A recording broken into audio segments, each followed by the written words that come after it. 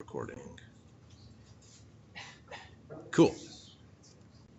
Okay, you're all being recorded now, okay?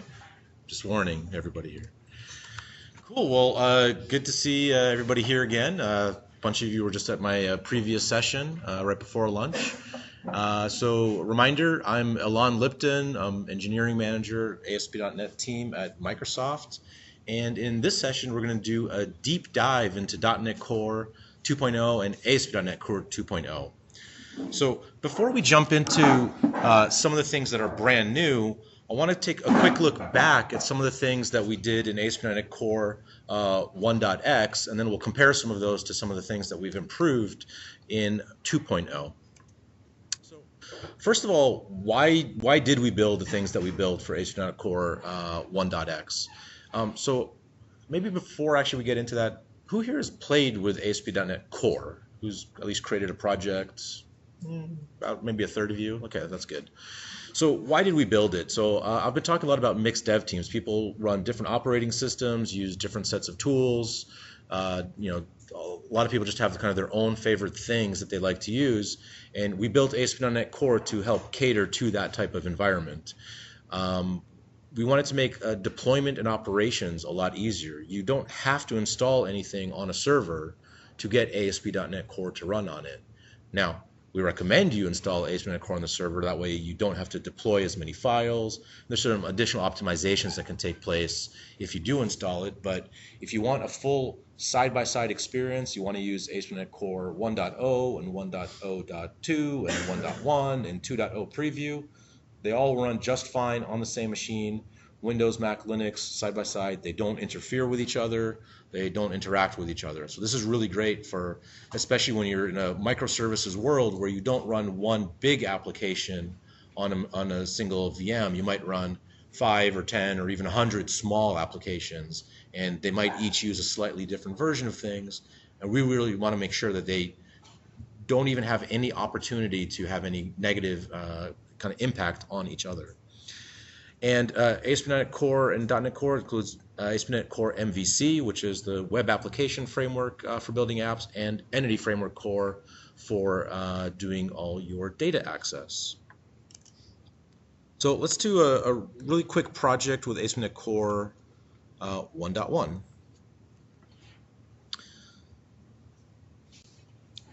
So in Visual Studio, we'll create an ASP.NET Core project running on .NET Core. And I've selected ASP.NET Core 1.1, and I'll create a web application. Pretty normal stuff. And let's kind of do a quick walk through some of the components that are in there. Anybody who's used MVC before has certainly seen controllers and views. That's it's in the word MVC. Some of the things that are a little less familiar sometimes are this program.cs and the startup.cs. So every application on .NET Core is a console application. Just like you do your console.writeline hello world, every single application on .NET Core has a program main. And in fact, here inside program.cs, that's my program main. Just waiting for it to restore the NuGet packages, and hopefully all the squigglies go away. And so in my program main, well, I can do hello world. Really what I want to do is start up ASP.NET Core so I can build a web application. And that's what this web host builder is. ASP.NET Core is built around this concept of a web host, and to build a web host, I need a web host builder. I add all the features that I want. So for example, I add the Kestrel web server. That's the ASP.NET cross-platform web server, runs on Windows, Mac, and Linux, all the same. I need to set things like, where is the root of my application? If IIS is available, I want to use IIS integration. So on Windows, ASP.NET is run through IIS, but with Kestrel. So ASP.NET is running on Kestrel. Kestrel is running inside IIS. So IIS is kind of the outside man forwarding all the requests to the inside man, which is the Kestrel web server, which is really nice because IIS has some of its own features that are still very useful. It has modules for doing things like application warm-up. So it can make a quick request to your app to get it warmed up and going. It has several great features for doing things like rate limiting or caching or dynamic compression. So you can use all of these things when you're running on IIS, but you don't have to use IIS. And we'll get to the startup class in just one moment. And then I'm also adding application insights in case I'm deploying to Azure. And so you can pick and choose here exactly which features you want in the builder, pick and choose as you want. So let's dive into the startup class. This is where I'm really configuring my application-specific components. So if I collapse everything here, there's three basic parts to the startup file in ASP.NET Core. There's the constructor. It's just a class. Classes have constructors, and ASP.NET Core will create an instance of this. And here's where you might do things like set up your configuration. And here we see where some of the conventional stuff takes place. So the configuration, you can add as many files or as many providers as you want, and they each take precedence over one another. So I might add my default appsettings.json, and then on top of that, I can add my environment-specific appsettings.json. And if we look in Solution Explorer, we see I have an appsettings.json that might have my common settings that apply to every environment that I run in, and then I can choose to override just a few of those settings that might be specific to development. So I might have different connection strings that are available to me. I might have different timeouts that I might use for development so I can debug things more easily. I might have different logging settings. So maybe for development, I have full logging turned on so I can debug every last thing. But for deployment, when I run on staging or production, I might have really only the most critical logs, maybe warning and higher or something like that. I don't want the trace logs because, well, you'll get millions of lines of trace requests for everything. So that's the first part, is configuration. Next is, because everything in ASP.NET Core is built around the concept of dependency injection, you have to register all the services that your application needs in ASP.NET's dependency injection service collection. So in this case, it's a fairly simple application, so I just add all the MVC services. This tells MVC, how do you locate controllers? How do you get access to the routes? How do you get access to all your validation providers or custom model binders? Everything that MVC needs is registered in here. And if you want to override something, no problem. If you have some custom model binding system, you can do something like a singleton service, and you might have my custom validation provider that implements the validation provider interface. So this is how you can say, hey, MVC, go register all your default services, and then I want to override one of those services with my own custom implementation that maybe has some more custom behaviors. So I've registered all my services, and then the last part is this configure method where I tell ASP.NET, well, when a request comes in, what should I do? So if somebody, a browser, came and visited my site, what should happen? Well, that's where all these app.use things come in.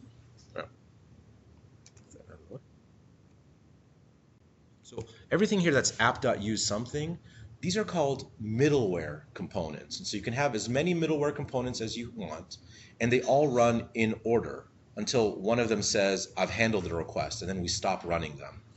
So if I'm in development mode, I want to enable the developer exception page, which shows things like the stack trace, might have additional debug information in it, tell you what version of ASP.NET you're running on. And browser link is another development feature, but I only want these if I'm in development mode.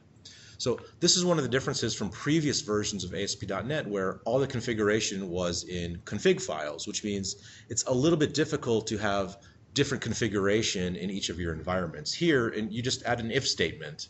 You can say something a little crazier like, if it's a Tuesday, I want to enable the developer exception page, but not on Mondays. Don't know why you would do that, but switching things between different environments, development, testing, staging, production is a very common thing. So if I'm in production, I want to run the exception handler middleware, which just says, sorry, there was an error, and it logs, logs to your logger saying there was an error. And after that, static files. So you don't get static files by default with ASP.NET Core. You have to choose to enable static files because you might want to do things like enable authentication before static files if you want to secure all your static files. Or you could also choose to not enable authentication. You could do that only after static files. Maybe your static files don't need to be secured. They're just libraries or static images that are not, there's no point doing security. So you can control the order of all of these components however you want. And then the last middleware that we register here is MVC itself. So if a request comes in to my home controller or something like that, this is what will run. And then beyond that, everything's normal MVC. So you'll see why in a few minutes. I want to publish this application because I want to compare how the publish operation varies between ASP.NET Core 1.1 and some of the new things that we have in ASP.NET Core 2.0. So I'm just going to publish this to a folder so we can look and see what does the output look like. This is what you would end up, FTPing to your website, or you can publish directly to Azure. These are the files that would get copied when you actually go deploy something to your staging server or your production server. So this is going to, do all the compilation, get all that going. And I've been talking for about 3 days straight, so I'm going to be drinking a lot of water while we do this. Okay, so it copied everything to this output folder, so I'll save this here on the left side of my screen. And then we'll get back to this in just a few minutes. Okay, so let's go back to the slide. So that's a kind of a quick recap. That's what ASP.NET Core 1.1 looked like. Middleware, startup, console applications, MVC. So what are some new things that we have in ASP.NET Core 2.0? Well, first of all, mentioned I think a few times today already, it supports .NET Standard 2.0. So all those APIs, all those 20,000 additional APIs that we added, all available to ASP.NET Core on all the platforms that it runs on, Windows, Mac, Linux. We have a new feature called Razor Pages. I showed it a little bit this morning, and I'll show it a little bit again in just a minute. We have a new feature that's, I think we've changed the name a few times because why not change the name of things while we're working on it? For optimized package caches, we also call these things runtime stores, and I'll talk about that in more detail in just a few minutes. We have our project templates all based on OpenID Connect, so you can do all your authentication and share your authentication with multiple applications using OpenID Connect, so I'll show that a little bit later. You can create very easily customizable project templates, so now it's very easy to, if you've come up with a pattern for a project template you want to reuse across many different projects, or maybe it's something as part of your consulting business, it's something that you might offer to your customers, you can wrap a project template in a NuGet package, upload it to NuGet.org, and then anybody who wants to use that project template can install that project template and create as many projects as they want using that template. So it's a great way to reuse, kind of share some of the expertise that you have, share some of the patterns that you've developed with your partners or colleagues, your engineering team, and so forth. And lastly, we've improved the performance of ASP.NET Core. We already have ASP.NET Core 2.0. It's already about 25% faster than the previous version of ASP.NET Core, which was already orders of magnitude faster than ASP.NET non-core. And if anybody has suggestions on what we should call that, because I don't know what to call ASP.NET non-core, like pre-core or... Well, it's not, but see, I guess there's ASP Classic, ASP.NET Classic, and then eventually we'll have ASP.NET Core Classic when we come up with whatever's after that. But hopefully that's maybe 10 years away before we have to deal with that. Oh, sorry, I actually forgot one thing. We're adding also more features that aren't really specific to ASP.NET Core or .NET Core, but work very well with it. So for people building microservices, we've been working on features for doing, first of all, service discovery. So as you spin up, for example, Docker containers or whatever you're using, services have to be able to discover each other so they can say, oh, the node, my dependency is now available. We also have a health checks feature that we're working on so that services can discover the health status. They can broadcast their own health status, and then they can also check the health status of other nodes in the system. This is important for a few reasons. One is just for the sake of monitoring, right? Oh, one of my backend nodes is not able to contact the database, so I should probably create an alert for that so that the administrator can go take a look at that. So that's one scenario for health checks.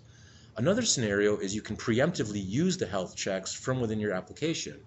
if you know the database is down because its health check has reported some failure, or if one service node is talking to another microservice node and it knows that its behavior is not healthy, well, without health checks, you would probably make a call to it. You might have to wait for a network timeout. It might be 5 seconds, it might be 10 seconds, it might be 90 seconds, and eventually it's just going to be an error anyway. But with health checks, if you know that your dependency is unhealthy, you can just report a failure immediately. If it's going to be an error, you might as well fail fast. There's no point waiting 90 seconds for an error if you can just show the error immediately.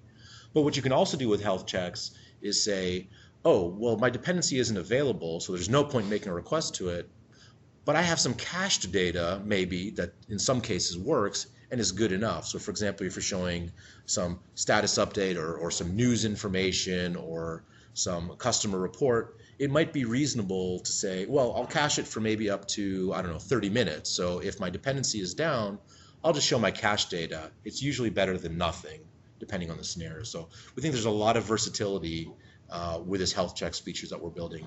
And like I said, it's not specific to ASP.NET Core. It works in ASP.NET Core, ASP.NET, and any kind of application. So if you're building something using a service fabric or your own kind of Windows service, they can all expose health checks for whatever kinds of checks that they need. So Razor Pages, so I showed it a little bit this morning. It's a new simplified development model that's based on MVC. So everything that's available in MVC, whether it's validation, model binders, you name it, all works in Razor Pages. It's similar, we had a previous system called ASP.NET Web Pages, which we made it kind of look like MVC. MVC had HTML helpers and validation and model binders. ASP.NET Web Pages had its own validation and HTML helpers and model binders, but they weren't actually the same. You couldn't call one from the other. So there were two different frameworks. We made them look very similar, so it was easy to switch back and forth, but you couldn't share a lot of code between them. ASP.NET Core Razor Pages is built on top of ASP.NET Core MVC. So you can reuse your layout pages, you can reuse your tag helpers, you can reuse just about any component that you have in MVC. So if you've already started looking at ASP.NET Core MVC, and it sounds like a few people here already have, you can use all that learning, all that knowledge, and apply it very easily to ASP.NET Core Razor Pages. And because it is Razor Pages, it is a page-based model. You create pages, and I think I demoed that this morning. Everything's all a blur to me now. And you really focus on writing your Razor code first, and then you can add additional logic as necessary. And it is very easy to set up, as we'll see in the next demo, and integrates very well. So let's create, get another project here. And so here's kind of the 3 templates that are available with ASP.NET Core 1.1. And if I pick ASP.NET Core 2.0, here is my Razor Pages template. So I'm not going to redo the Razor Pages demo that I already did this morning because you already saw it. Watch the recording if you missed it. But I want to show some of the differences in how you create an ASP.NET Core 2 web application. So again, we still have a program main because it's a console application. They're all console applications. But, actually I could probably zoom out a little bit there. But it's actually dramatically simplified. There's only a few lines of code here. If you remember the last one, we had to say, use Kestrel, use IIS integration, use application insights, all these things. Those are all gone. We've put those all in a new method called create default builder that can dynamically, based on the environment it's running on, choose which features should be enabled. Now, you can still do things the way you did before. All those old methods, they're still there, they still exist. That's all this method does, is it calls those. But it turns out that a lot of people found that a little confusing to get the order of those in the right order and figure that all out. We put that in this one method, keep things a little simpler. So we kind of went from the atomic layer of you have to put all the individual atoms together to, well, we have a higher level concept that's built on those atoms and just presented to you in a much friendlier way. So the only thing I'm really specifying here is my startup class, because I still, ASP.NET Core needs to know where do I start running things. And we see a few differences here as well. So we still have these kind of three sections. We have our constructor where we set up configuration, but you'll note here that the configuration is actually already passed in. What we've done a little bit differently in ASP.NET Core 2 is that this default web host builder initializes all your configuration for you in advance. So we still have that same pattern, app settings and app settings.development.json, but we wrote the code for you so you don't have to do it. So there's less stuff to maintain, less stuff to, I think, be confused about. We hope, anyway. So is Visual Studio going to misbehave? I think I'm out of jokes. I don't have any more jokes to tell. Uh-oh. Can we cut that out of the video when we record this? Is that a thing?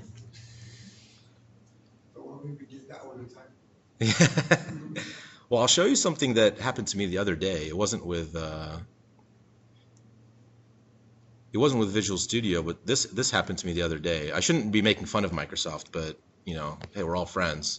So I was using Outlook and Outlook crashed, so Windows error reporting came up, and then Windows error reporting stopped working and it crashed. So Windows error reporting was reporting that Windows error reporting wasn't working. So that was kind of a weird one. So I grabbed a screenshot of that so I can share it with people. So so yeah, it's kind of Windows crashception, where it crashes and then it crashes while it's crashing. Oh, sorry? No, yeah, it's, you know, the reality is we experience the crashes a lot more than anybody else because I'm actually not running a public version of Visual Studio right now. Actually, I probably shouldn't even. I'll cut that out of the video as well. I'm running some nightly build. We install new versions of Visual Studio sometimes several times a day, and so this bug might not even be a bug that you're even exposed to, because we identify these crashes, send the telemetry back to the Visual Studio team, and they, you know, look and analyze all those crashes. So you might never see that crash. You might see a different crash, but not that one probably. So hopefully you don't see any. Okay, so let's go back to the startup.cs. Okay, so that was my configuration. The rest is pretty similar. So we still add the MVC services, and here for my middleware, again, it's pretty similar. We've made a few small changes from before, but nevertheless, I have my exception handlers, static files, and MVC. And one thing that you don't see here is I'm not calling use Razor pages or add Razor pages. It doesn't show up anywhere because it doesn't need to. It's just part of MVC. By virtue of using MVC, all the Razor pages stuff is in there. And that's because they're fully integrated, and it's almost even a lie to say they're fully integrated. They're really just the same thing. There's nothing to integrate. They all use the same routing system, the same model binding system. There's nothing more to integrate because they really are the same system. So it kind of just has more default set already. In a sense, yes, there are. It is like there are more default set. And all MVC does essentially when it starts up is it looks for this pages folder, and then you can customize if you want to call it something else, and it finds all the pages that have a page directive, and it says, well, I'll create routes for them. So we saw this morning I created a custom route for one of my Razor pages. It detects all of these, adds them to the routing table, and then from that point on, it's just a regular looking MVC request. There's just no controller is the only difference. It goes directly to the page. So I think given that I did the demo this morning, I wonder what else I can show. Yeah, it's worth noting, I don't remember exactly how much detail I showed this morning, is you can share things like layout pages. So one thing that we think will be a common scenario with Razor pages, some people will start with Razor pages and that's all they'll use. They'll be completely successful with Razor pages. It's very easy to get started with. We think some people will then want to also use MVC. And so because they all share the same components, if I already have a nice layout page and I wrote custom model binders, you can share all these things between them. And this hasn't been true in previous versions of ASP.NET. You had to have two layout pages, one for MVC and one for the rest of my application. So now we have this really smooth transition of you can start out with Razor pages and switch to MVC, or we also think a lot of people who are already using MVC on ASP.NET Core, because that's all there's been up until now, is if they just want to add one page that does one thing to their application, they don't need to add a whole new model and a controller just to point to a page that says hello in it. Why not just create a pages folder, add your Razor page in there, share the same layout, same styles, same JavaScript, CSS, everything, and in seconds you can add a new page, whereas with MVC, well, it doesn't take hours by any means, but it might take a minute or two instead of just a few seconds. And so we think it's a really great option there for anybody out there. It's not just an entry-level beginner thing. It has the full power of MVC and full integration with MVC. So, yes, question. Does it always require recompiling the whole application, and it just add one single page? Does it always require recompiling the application? I believe with Razor Pages, if you're in development mode, which normally you would be while you're developing and adding pages, I believe it will detect additional pages. So if you just add a new page, you can just hit refresh and everything's happy, and it will detect that and use that. If you change a CS file, that has to get recompiled. But if you're just adding a CSHTML and you have code in the CSHTML, it should just pick it up automatically. Yep. Okay, so now, actually, we'll do a couple slides and then go back there. So that's kind of, you've seen Razor Pages a little bit. So now I want to deploy my ASP.NET Core 2.0 application. So I mentioned on one of the previous slides this package cache or runtime store that we have. What this contains is all the .NET Core and ASP.NET and any framework NuGet packages and all their DLLs that you would use when deploying. Okay, so what we can do is we can pre-install this runtime onto the server, just like you might typically do, and already have all the packages be optimized so you get faster startup time and potentially even faster execution. But we've actually taken things even a little bit further because we want you to have faster deployment as well. And so we'll see that when I compare the deployment of that, the left side of my screen where I deployed my 1.1 application, I'll now also deploy my 2.0 application and see what some of the differences are there. You can also build custom runtime stores. I'm not going to show doing that, but I'll describe that in a little bit more detail in just a minute. So we have our Razor Pages application, and I'm going to do the same thing I did before with the other application. And I will publish it to a folder so we can take a look at exactly what Visual Studio and the publish operation has generated. So once again, this is compiling everything. It's figuring out what assets do I need to deploy when I FTP or use Microsoft Deploy, web publishing, compile everything. So the idea of these runtime stores is we took the most common NuGet packages that are used with ASP.NET Core and Entity Framework Core. So it's all of ASP.NET, all of Entity Framework, and all of their dependencies, which includes some third-party libraries even. For example, JSON.NET is what ASP.NET's been using for many, many years now for doing all the JSON serialization. The runtime store includes JSON.NET. Now, given that the runtime store is now installed on the server, you no longer have to publish JSON.NET, which it's about, I think, 450 kilobytes. So we're saving that so you don't have to deploy that. But you don't have to deploy any part of ASP.NET Core either. I think I need a new SSD. This machine is 3 or 4 years old now, which I think is getting a little bit old. I want to invent a new thing. You know, like dogs, there's like dog years, where like a dog year is like 7 human years or the reverse. I think in laptops it's about 25 years. Like when a laptop gets 3 or 4 years old, it's kind of at the end there. So You can use your Mac. I could do just about all of this actually on the Mac as well. Yeah. But I don't have the slides on my Mac, unfortunately. So, but that's true. Yeah, all this stuff does work on the Mac. It absolutely does. So I can do all this publish and all these runtime stores. So a question, I didn't quite get the thing. If I understood you correctly, you will not deploy all the DLLs because you're assuming they're already on the target system. Yes. That sounds a lot like global assembly cache. No, don't say that. Don't say that word. Don't say GAC. Don't say GAC. Don't say GAC. I'm going to edit that out of the video as well. Okay, I don't know what's going on here. I'll reopen Visual Studio. Oh, okay. I am publishing to a folder. So the. Oh yeah, this is all local. Yeah, this is no internet being used here. So the question is, this sounds a lot like the GAC. Well, the GAC, there were a few problems with the GAC. One of them is that it's shared across everything, and that people can very easily kind of trample over things that you want. And with the GAC, you also have these things called publisher policies, which allow you to do assembly binding redirects, saying so even if somebody asked for version 7.3 of a DLL, you're going to get version 7.8 because that's what I want you to use. And that was one of the problems with the GAC. Another problem with the GAC is that you have to be an administrator to use the GAC. You can't just install something into the GAC on a machine. You have to be an administrator, which means you have to talk to the IT person who owns the machine, if you even have an IT person who owns the machine. On certain shared hosting providers, they don't let you upload anything to the GAC no matter what. With runtime stores, it's just a folder on the machine.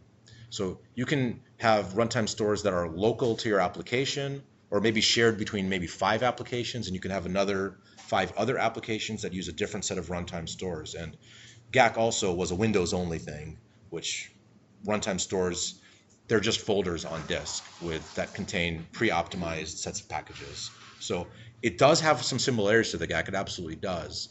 And the GAC had a lot of good things about it, but we think with the runtime stores, we took the good parts of the GAC and left out some of the less desirable aspects of the GAC that caused some problems before. And I think things like publisher policies were one of the big pain points with the GAC. It solved a lot of problems, but also created a lot of problems. If you're using Azure app services configured with the app service. Yeah, so the question is, with Azure Application Services, does this come pre-configured? Yes, we've already pre-installed all the runtime stores that you need on there for ASP.NET Core. If you have your own server, you can install the runtime store, or you can also just choose not to use a runtime store. It's an optional deployment aspect. It's there by default, but you can just, with one setting in your CS project file, you can say, nope, don't use the runtime store. I'm deploying to a machine that doesn't have it yet. Ideally, you would use the runtime store because there's a lot of efficiencies to be had, but like I said, much like with the GAC, you sometimes have only very minimal control over it. With this, you need a lot less control, but you still need to be able to at least deploy additional files outside of the application. So, okay, so finally, we deployed this ASP.NET Core 2.0 application. So let's compare them side by side. So I think there's some differences that are pretty obvious. I'll zoom in just a second, but I think there's a pretty obvious difference already. Let's take a look at the sizes of these two folders. Don't worry, I'll zoom in. So this one on the left, this is ASP.NET Core 1.1. So it's about 17 and a half megabytes deployed in there. And we'll go take a look and see what those files are. And on the right, it's already about a 4x improvement on there. But that's actually not even exactly true, because they're actually, in this preview, this is just preview 1 of ASP.NET Core 2.0. There was a bug that we discovered only too late where SQLite, even though I'm not even using it, gets copied into the output folder. And there's 2 copies of it. There's a 64-bit and an 86-bit, no, I'm just kidding, 32-bit version of it deployed in there. They actually don't even need to be there, so I can delete those. And now, if I open the properties, this is the real comparison. We went down from about 17 megabytes to about 2.5. So how did this happen? Well, again, it's not magic. Let's take a look and see what files are there. So this is my ASP.NET Core 1.1 application. So there's a bunch of different things going on here. First of all, you have all of ASP.NET in here, right? You have all these DLLs that are in here. There's quite a few. MVC, configuration, dependency injection, logging. Here's JSON.NET. You have a few .NET DLLs in here. And then all the way down at the bottom, this is my application, right? This is the DLL that my application got compiled into. This thing's pretty small, right? And if we go all the way back up, there's a few other things that have to get deployed. So my www root folder has to get deployed. That has all my static files, my CSS, JavaScript, static images. Well, I have to deploy that. And then it has all the views, right? So all my CSS/HTML files get uploaded to the server. And the first time you make a request to your controller and it loads a view, MVC will turn the Razor into C#, and then it'll compile the C# into a DLL, and then it'll load the DLL, and then the DLL is MSIL, and it has to get JITted, and then that can actually run. Quite a few steps in that process. Let's take a look at the ASP.NET Core 2.0 application. So first of all, there's a lot less files. So we have that same www root folder, right? Those are my static files. They have to get deployed. We have this same my application DLL. This is where all my controllers, my models, all those kinds of things go in. And same as before, there's my app settings and my web.config file, things like that. But notice that there's no views in here. There's no CSHTML files. Well, this is where they all live. We pre-compiled them into a DLL. So this saves you on some of your startup time when you're starting an application, because we've already done all the work. We already have a compiler in Visual Studio, so let's use that and compile everything. There's no point deploying the CSHTML files to the server. This was an optional thing with ASP.NET Core 1.1. Now we just made it a default experience in ASP.NET Core 2.0. People don't really edit. You shouldn't edit your CSHTML files on the server once you've deployed. You can still do that if you want. You can turn off pre-compilation if that is something important to you. But most people don't do that. Most people shouldn't do that. So we just enabled kind of more of these default scenarios out of the box. So your deployment size is significantly smaller, and your app startup is significantly faster, because we can actually shave a few seconds off of the startup time of an application by pre-compiling and using these runtime stores. So am I right that most of the data you saved is probably the DLLs that you're not deploying? Yeah, most of it by far is just the DLLs that are not so deploying. They're still running, actually, you're just not having them in your package. Yeah, yeah, exactly. So the two big differences there, one is the same code is running, right? Like it's still using MVC and dependency injection and configuration. That same code is running, but the DLLs have already been installed on the server. So that is one efficiency. But the other thing is, when you install a runtime store on a server, it is already OS and bitness specific. So if I'm installing on a 64-bit Linux server, I'm going to have a 64-bit pre-JITted runtime that's there. So part of the startup time that you pay when using any .NET application is turning that MSIL code into the machine-specific or OS-specific bytecode or operations that run on that. By having a runtime store, it's already pre-done. In fact, it's not that it'll happen lazily on that machine. We've already pre-created a Mac runtime store, a Windows 32-bit, Windows 64-bit, Linux 32-bit, Linux 64-bit runtime store. So you pay no cost at all. You install these kind of pre-optimized DLL. So that's a more significant difference when using a runtime store versus not. So there are manual tools you can use to run and do this all yourself, but the reality is nobody does that. Nobody, well, almost nobody, well, except for us apparently, because we use it to build the runtime stores. So another thing that's a new place where we kind of made things a little easier to use is if I edit, where is it? Edit my CS project file. Like I said, let me see if I can compare it to the previous CS project file from now. So let me open up the project file from the ASP.NET Core 1.1 application. See, I demo things a lot. I'm up to web application 39 right now, and that's because I clear these out every couple of weeks. Otherwise, I'd be at web application 10,000 and something. Let's open this other CS project file in Notepad and compare these two projects. Oops. So we see there's a few differences here. So first of all, this targeted .NET Core 1.1, and this one on the left targets .NET Core 2.0. Okay, well, we expect that difference. But there's actually a lot less going on here. So we see that in this application, ASP.NET Core 1.1, I have to reference several different NuGet packages, application insights. We have this ASP.NET Core, and then I also want MVC and static files and so forth. Here we've slimmed it all down. There's just one package you can reference. You can still reference all the different packages you want if you want to pick and choose exactly what you want, but in almost all cases, you just want to use this new Microsoft.ASP.NET Core.all package that just references everything. So any feature of MVC or ASP.NET, it also includes all of Entity Framework Core. It's all just available to you, so you can just kind of really focus on writing your code. And by using this package lines up with a runtime store. So every single package that's referenced in here is available in that runtime store, because we create the runtime store based off of this package. Okay, so by using this package, it guarantees that only any additional things that you reference, so if I add a reference here to some other custom library, that would have to get deployed to the server. It's not going to magically show up there. So if I have my custom model classes or third-party NuGet packages that I'm using, those would have to get deployed. Or you can create a custom runtime store. So the .NET command line interface has this store command, which is what we use to create the default store based on our package.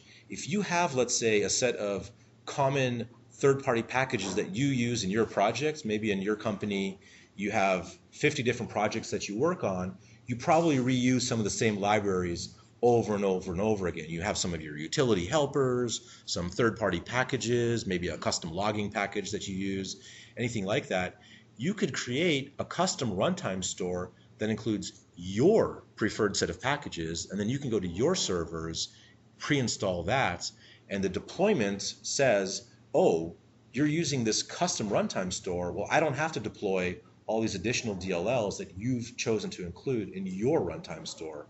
So you get a really good out-of-box experience with what ASP.NET Core ships, and we think that's good for 90% of scenarios out there, because the bulk of your application will probably be ASP.NET and .NET and things like Entity Framework. But if you have any other scenario where you have a different set of libraries, you're good to go. You can create your own runtime store and optimize for your exact scenario and never have to upload the same DLLs over and over and over again. So we think that's a really powerful feature, and you get those startup performance boosts as well. Okay, back to a few slides. Where are we on time? Okay, we have about 15 minutes. Okay, so deploying. So ASP.NET Core 2.0 identity. We've done some big changes to how identity management is done in ASP.NET Core. So the first thing that we did is we moved all the account management and reset password and all these things, we moved them all to their own area. MVC, ever since ASP.NET Classic, MVC 2.0, which is now, I don't even know how long ago it was, 5, 6, 7, 8, 9 years ago, has this feature called areas, where each area can have its own models, views, and controllers. So some applications, they get a little big. You don't want all your views and all your controllers and all your models in one folder. It gets a little bit hard to maintain. So we instead have this feature called areas, where each area has its own little set of models, views, and controllers. So the identity logic is, we felt it's complex enough doing all the two-factor authentication and reset password and register new user, log in, log out, move them all into its own area. So that way it's already kind of segmented out. So you have your application logic in one place and all the identity management in another place. So that's one thing. That's just kind of code cleanup that we did. The next thing that we did is we switched to using the OpenID Connect protocol. This is the same thing that your Facebook login and Google login and Twitter login. Well, actually, I think Twitter might still use OAuth. They're living in the past, I think. We changed the default ASP.NET template with its built-in identity provider to use OpenID Connect. So what this means is that we're using the industry standard protocol for authentication. So if you need to switch out your identity with some other system, it's really easy because you're already using OpenID Connect, and just about every other system out there uses OpenID Connect. If you're using Azure Active Directory, OpenID Connect. If you're using ThinkTexture Identity Server, OpenID Connect. That's what everybody uses for authentication, and we use it now as well. It used to be an optional thing in ASP.NET. Now it's the default in ASP.NET. Because we're using OpenID Connect as your application is an OpenID Connect client, essentially. It needs to talk to an OpenID Connect server. So we built an OpenID Connect server that lives inside your application. But now, because you have an OpenID Connect server, you can now connect other applications to that same identity, right? You don't want your mobile app and your web app and your native app and your Android app. You don't want your users to create a new user account for every single system that they use. That would be, well, pretty terrible. But by having an OpenID Connect server, your user registers once, and then whether they're using your mobile app or your Windows app or your whatever kind of application they want, you now have an identity server that exposes the same identity or the same preferences, all the stuff that you've stored for their identity, all exposed to any application type. And all those applications, they all talk OpenID Connect. And then if you want to switch to something like Azure Active Directory or any other provider, you can just shift all your users over. And we're working on a solution. So if you've already registered, let's say 10,000 users with your local identity provider, how do you migrate those users to this other system if you want to choose to use a different provider? Oh, and that's what I just said. So I will quickly show this, make sure we kind of don't run out. So again, just create a new application with ASP.NET Core 2.0. And we have a wide variety of authentication options in ASP.NET Core. So you can choose no authentication. You know, it's kind of nice. With work or school accounts, you can connect to Azure Active Directory or Office 365. But this individual users accounts, this is where I can choose either I don't have an identity provider yet, so I want ASP.NET to include one for me, and that's what gets shipped in the ASP.NET MVC area.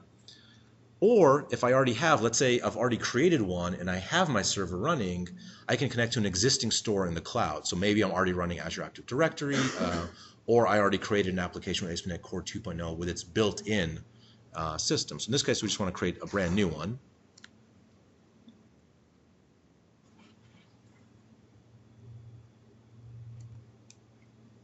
So we'll see a few more things get added to the application, because now I have an identity client and a full identity server. This is a full, spec compliant OpenID Connect server. So the first thing we see is there's this new areas folder, right? So this is where you put all your MVC areas, and one of the items in here is the identity service. So this has its own models, views, controllers, a bunch of utility methods. And this is that identity server that you will reuse between multiple, all your clients, all your other applications will all talk to this. And then in the startup CS of my main application,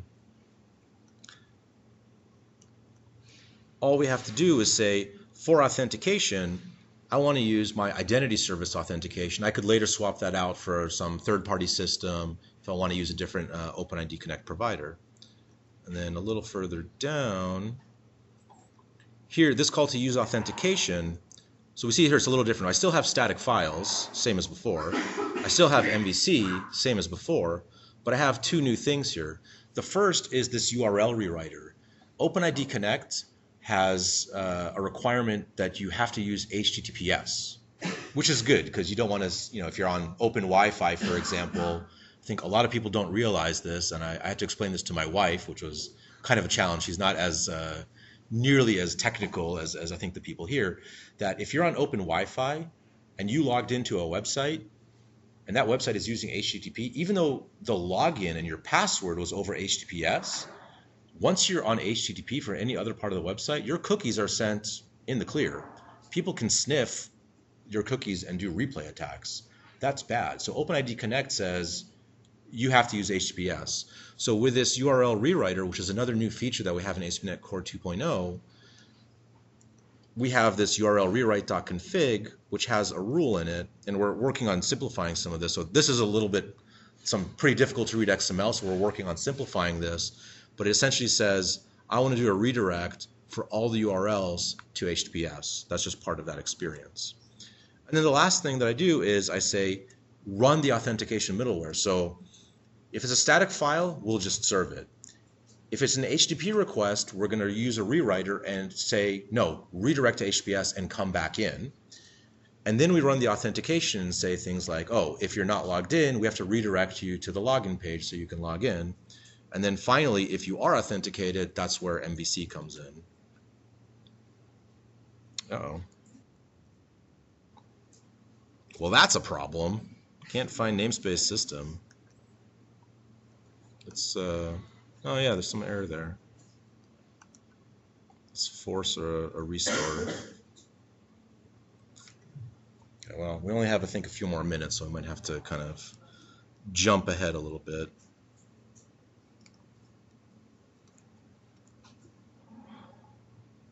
Well, I don't think I'm going to get past this. So this is one of the, it worked this morning, and now it's not working. So I'll just skip ahead. But believe me, there is an identity service in there. It works. Not on this build. The reality is it looks and feels exactly the same as it did before, right? I mean, you have users and logins, and you can register new users. But the difference is, like I said, is that you can now share these users with multiple applications. It's not a local user store for only this application, and then every new application has its own local user stores. You can actually share them across not just ASP.NET applications, but any type of device. So a little bit about what's next. We're never done. There's always new features that we want to add. We're bringing back SignalR. SignalR is a library that we had on ASP.NET. It's for real-time bidirectional communication using WebSockets and other kinds of transports. So it's great for anything from a chat program to building games and lots of other technologies. So we're bringing that to ASP.NET Core. So we've already started, and we have some previews that we're working on. Even more performance. We're never done with performance. We think we can get a lot more performance. My team, the ASP.NET team, works very closely with the .NET team. They're just in the next building over at the Microsoft campus, and we have a lot of really good ideas that we've already started on how to get all of .NET performance better, but also especially for ASP.NET scenarios. And we have right now we're in the top 10 of fastest web servers in the world in terms of requests per second. So that's C# code running .NET, top 10 fastest web server in the world. Some of the ones that are faster than ASP.NET Kestrel, they're really just web servers. They can't really do anything. They don't have a lot of application frameworks on top of them. We're one of the fastest, if not the fastest, web server that also has an application platform in the shape of MVC that you can use on top of that. So that's something we're pretty excited about. One thing we're thinking of that's, I think, also especially interesting, I think, to the folks here is how to build modular applications. Of course, a system like DNN has things like modules. We want to see what can we or what should we build into ASP.NET, or at least have as a recommended solution with ASP.NET. How can you we have MVC areas where you write your own models, views, and controllers in each area, but it's just a way for you to organize your code. What if you wanted a modular system with plugins where you can just maybe download, for example, this identity service thing? What if you could download an area and include it into your application? That would be pretty cool. So you're pretty familiar with this using DNN or other content management platforms, but we want to see what should we do, and we have some ideas what we might want to build into ASP.NET. And then really, we're looking for feedback on what are people missing. There's features large and small that we want to do, and we can't do everything. Nobody can do everything, but we want to make sure that we do build the features that the most people find useful. What are some of the gaps that we've had in previous versions of ASP.NET Core? Hopefully, we're filling a lot of those in ASP.NET Core 2.0, but there's still a lot more than we can do, and we want to make sure that we're focusing on the right thing. We're not building ASP.NET Core for us. We don't use it. I mean, well, we do use it a little bit, but we're building it for the millions of developers that are out there. So we really want to know what is it that you think is missing from there. So plug a couple of the same sessions I've been plugging before. There's the Xamarin Forums talk tomorrow. Again, I think really great for doing mobile app development. That's pretty huge thing. And then again, reminder, Joe's talk tomorrow on Docker, because I've heard, again, even more people talking about Docker, a lot of interest in that. So check that out. And then these are the same links as I've been showing. I just want to make sure it's in the recording, if the recording works anyway. So check out these sessions. Remember, .NET Conf, free, completely online event where you can learn a lot more about.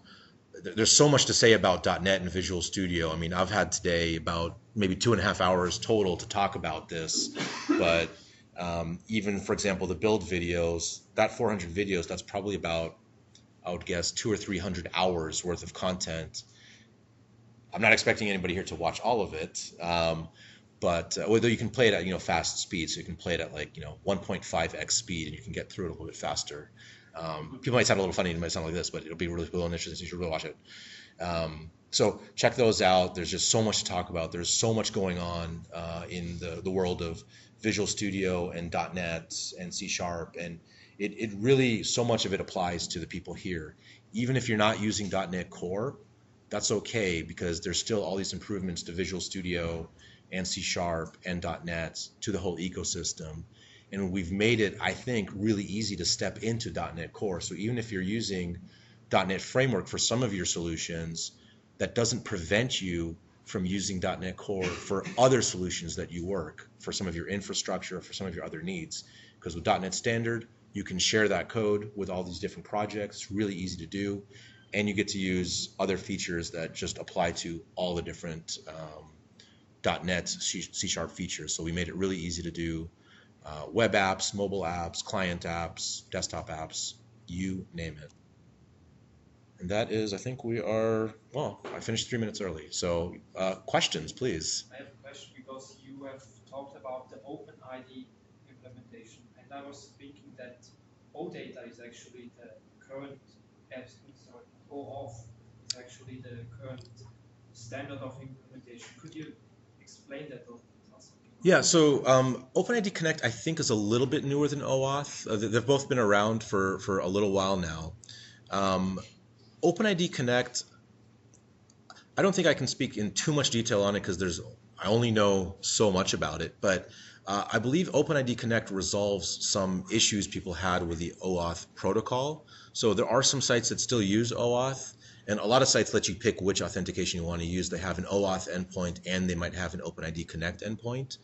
I think what we've definitely seen is that most systems today, so certainly most newer systems, are choosing OpenID Connect as their remote authentication protocol. I think it's easier to manage multiple applications working with it, and how you do all the permissions for different kinds of applications. So they're both good protocols. OpenID Connect also, in some sense, from my level of understanding, it's not completely different from OAuth.